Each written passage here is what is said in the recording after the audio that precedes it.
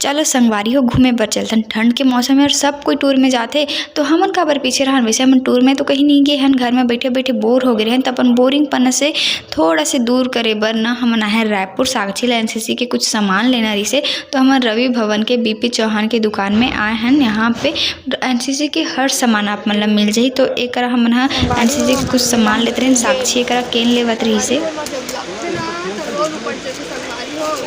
फिर सामान लेके चक्कर में हमन कुछ खाए पिए ही नहीं रहन। फिर दिखी सामने में गुपचुप देख के साक्षी तो रह ही नहीं सके, मुंह में पानी आ जाते। गुपचुप के बहुत ज़्यादा क्रेविंग है।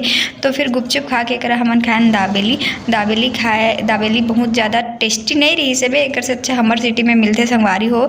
ओकर बाद ना हमन घर गए हन। फिर ना का बोलते बेबी साथ मस्ती करे थे। साक्षी और केन ला लेके बहुत खुश हो गई रही से। जब केन ला वापस मंगिस ना साक्षी है तो बहुत रोए लग गए।